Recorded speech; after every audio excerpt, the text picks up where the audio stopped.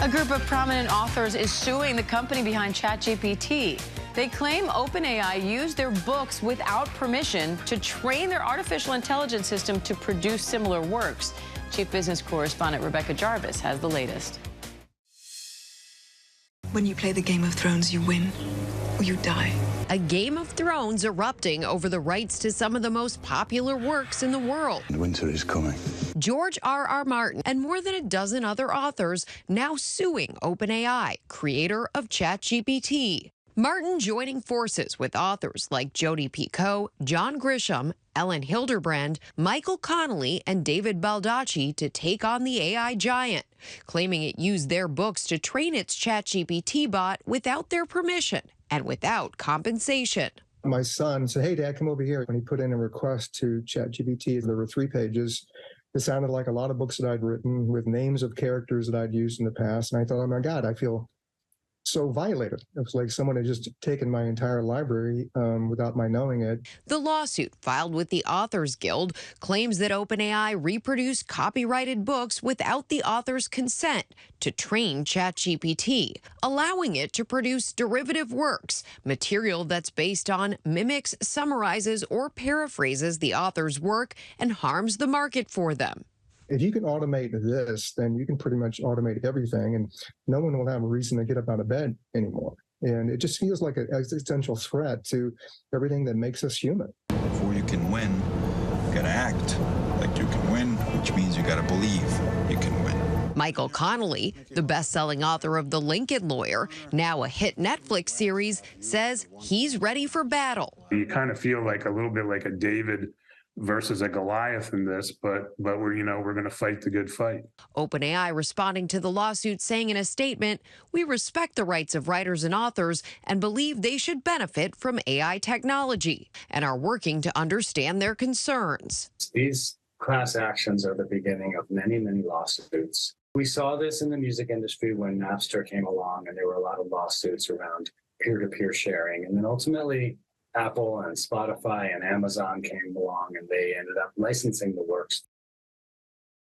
We're also seeing major retailers like Amazon try to control the surge in AI-generated content, but this is becoming a very real problem. I've spoken to authors who've seen their entire books copied, duplicated page after page, maybe only a few words changed, and then uploaded to the service. Diane? Wow, Chief Business Correspondent Rebecca Jarvis, thanks for that. Let's bring in senior reporter Emmanuel Saliba along with ABC News legal contributor Brian Buckmeyer for more on this. Emmanuel, how are these AI systems trained on these books? How does this work? So in order to generate human-like text, it's trained on massive amounts of text, including books, magazines, articles, videos, and these data sets, where some of them include licensed content and some don't. Now, we've asked OpenAI whether or not, how do they train their data sets and which data sets they use, and we haven't heard back from them yet. Interesting. Brian, comedian Sarah Silverman is also suing ChatGPT for using her material. Is there any precedent for lawsuits like this? How complicated is this going to get? It's complicated in the sense that we're talking about a new form of science. It's as if, let's imagine 20 years from now, flying car gets into an accident. We've never seen a flying car accident, but we know how car accidents operate. And so in that sense, we know how copyright infringements operate. We don't know how these data sets work. We don't have the ability to even look under the hood to see what type of information they are and are not using. But this lawsuit could open the Pandora's box, so to speak, to give light to what's going on. And then from there, I think it's less about precedents and more about following just typical copyright law. Emmanuel, could AI really mimic these writers to the point of being able to complete an entire book? Could we see AI finish the Game of Thrones series before George R.R. Martin does? Well, if these data sets are using these authors, they definitely can copy the tone, the style, and we've seen that. But what I've heard from some experts who've tried to use the tool to write books is it can't come up with a story arc for you.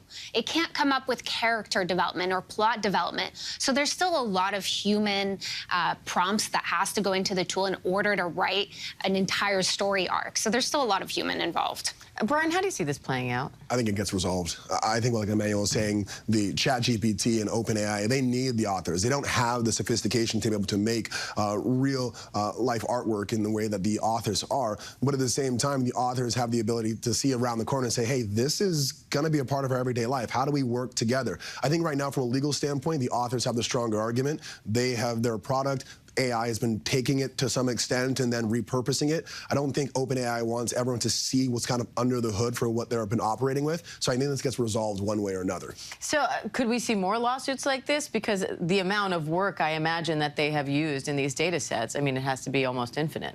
Absolutely. I think we will see a few more, and then at some point in time, OpenAI will figure out, okay, either we got to start communicating with the authors before we start taking their work, or we have to create some sort of organization or some sort of operating system where we're not using copywritten material and we're only using that which is public. But that which is public will have some difficulties in creating the authenticity and the depth of work that they're trying to compete with, that being authors like George R.R. Martin and others. All right, interesting. Is there something you wanted to add, Emmanuel? Just that some companies have actually come out and said, we only train our tools and our data set on licensed data sets. So some companies like Adobe, for example, we know what they're using, and they've been transparent. So there's some precedence there. All right. Brian Buckmeyer, Emmanuel Saliba, thank you both. Thank you. Pleasure. Hi, everyone. George Stephanopoulos here. Thanks for checking out the ABC News YouTube channel. If you'd like to get more videos, show highlights, and watch live event coverage, click on the right over here to subscribe to our channel. And don't forget to download the ABC News app for breaking news alerts. Thanks for watching.